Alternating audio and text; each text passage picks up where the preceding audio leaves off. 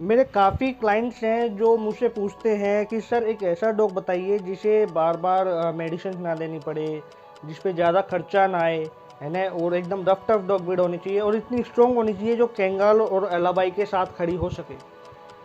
तो एक ऐसी डॉग ब्रीड है जो इंडियन डॉग ब्रीड है, भूटिया डॉग। भूटिया डॉग या जिसे हिमालयन गद्दी डॉग भी कहा जाता है। क्या ये डॉग ब्रीड है, कैसी ये डॉग ब्रीड है, इसके बारे में आज हम इस वीडियो में बात करते हैं। नमस्कार दोस्तों, मैं आशा कर रहा हूँ आप और आपके पेट बहुत ही ज़्यादा हेल्दी होंगे।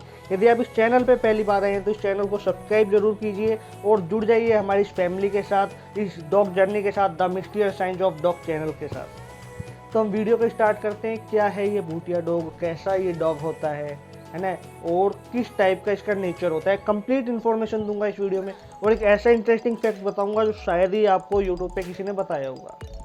तो भूटिया डॉग, जिसे हिमालयन गद्दी, हिमालयन शिप डॉग या बकरवाल डॉग भी कहा जाता है। अब इनमें अंतर क्या होता है यार, एक डॉग को इतने नाम देना कोई सही बात थोड़ी है, गलत बात है। तो जो भूटिया डॉग होता है और जो हिमालयन गद्दी डॉग होता है वो लगभग सिमिलर दिखते हैं। ठीक है, उनका रंग, रूप, साइज लगभग सिमिलर आता है। लेकिन जो बकरवाल आता है वो थोड़ा अलग आता है। वो साइज में थोड़ा छोटा हो जाएगा और जो उसके बाल हैं वो थोड़े बड़े हो जाते हैं, है ना। वो बाल बड़े होने का रीज़न ये है कि वो ज़्यादा ठंडे इलाके में चला जाता है ना। जैसे क्लाइमेट का हिसाब होता है कि किस क्लाइमेट में डॉग रह रहा है, उसके हिसाब से ही भगवान उसके कोट देता है।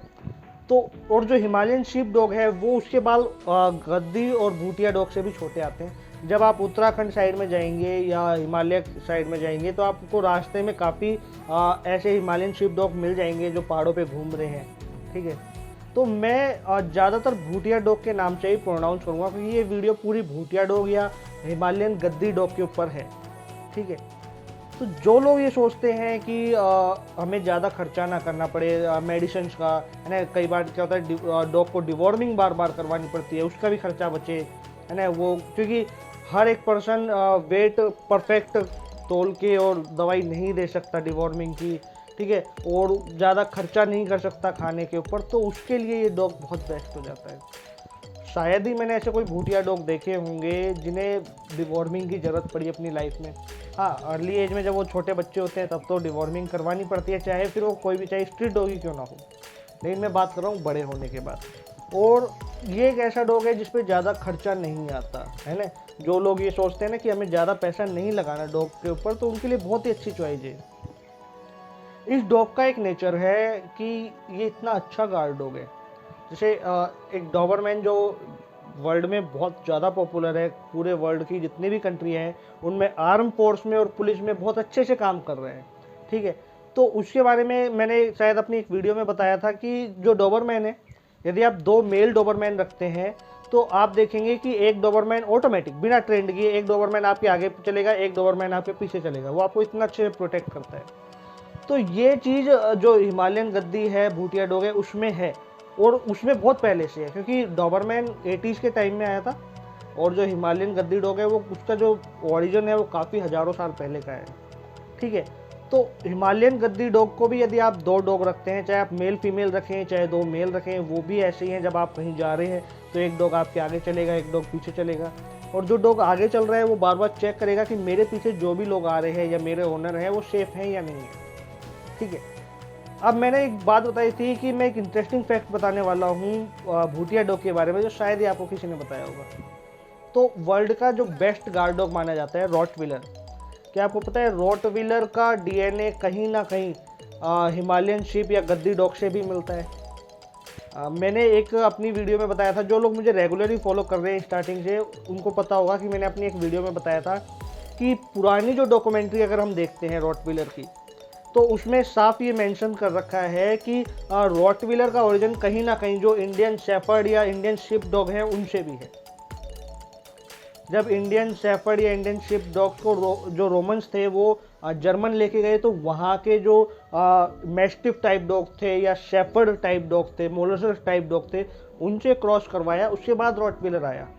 ठीक है, और आप जब नेपाल साइड में जाएंगे तो वहाँ भी ज़्यादातर लोगों का यही कहना है कि रॉटविलर हमारे इस भूटिया डॉग या ये हिमालयन गद्दी डॉग से ही निकला है। अब ये बात ट्रस्ट करने लायक है ये नहीं है, तो आप इस चीज़ को समझो। अगर हम रॉटविलर के कलर की बात करें तो ब्लैक एंड टैन कलर में रॉटविलर आता है, और जो हिमालयन गद्दी डॉग है या भूटिया डॉग है वो काफ़ी कलर में आता है। उसका एक कलर ये भी है ब्लैक एंड टैन, जो लगभग लगभग सिमिलर ही है, ठीक है। वही उसके पैचेज हैं, वही सारा कलर, जैसा रॉटविलर का पैटर्न है वैसे हिमालयन गद्दी का पैटर्न है, सेम। खाली कोट का फ़र्क पड़ जाता है, बालों का, बस। दूसरी बात, इनकी लॉयल्टी की बात करें तो दोनों ही अपने ओनर के लिए बहुत ज़्यादा लॉयल हैं। इनका एटीट्यूड भी लगभग लगभग सिमिलर ही दिखता है ना। तो इसलिए अगर हम इस बात को माने तो गलत नहीं होगा, क्योंकि मैंने बताया ना पुरानी जो डॉक्यूमेंट्री थी उनमें भी ये मेंशन किया गया है।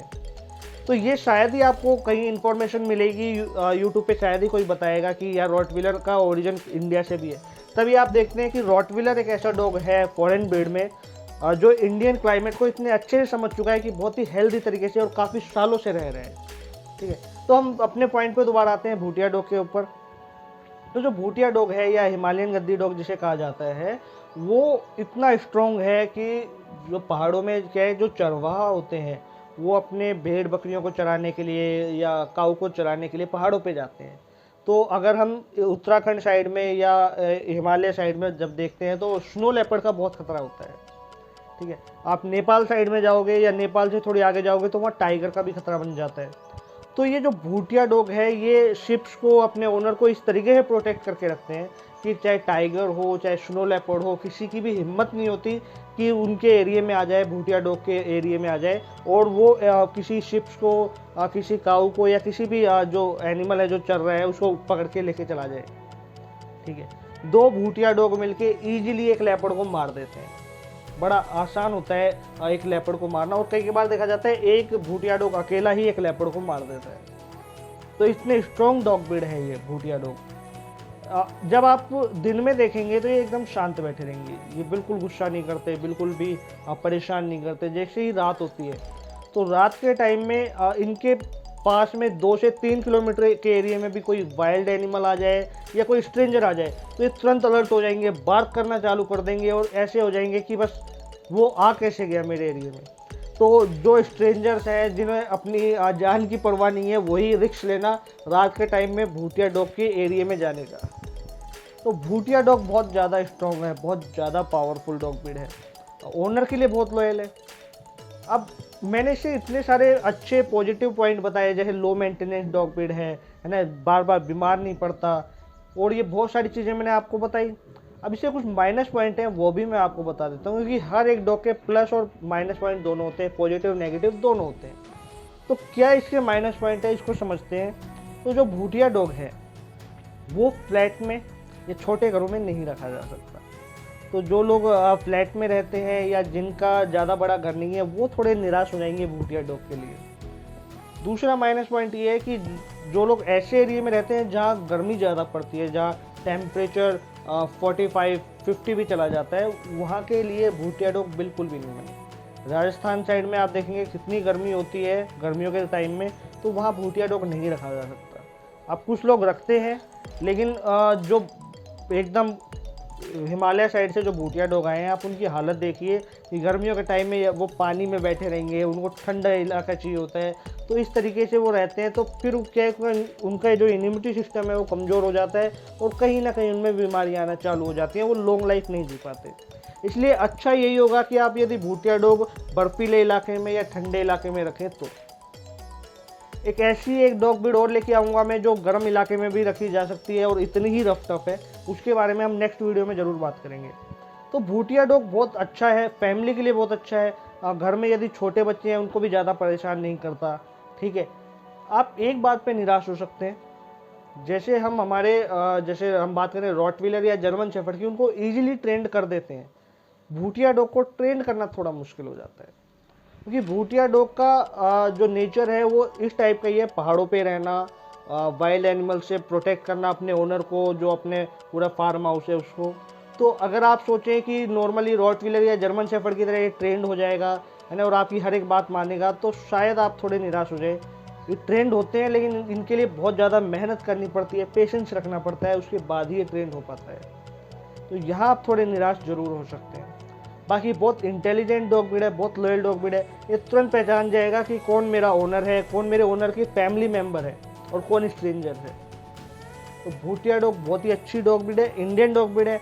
और यदि आप भूटिया डॉग भी रखना चाहते हैं तो आप ज़रूर रखिए, लेकिन इस बात का ध्यान रखें कि ये गर्मी में नहीं रखे जा सकते और छोटे घरों के लिए ये बिल्कुल नहीं है।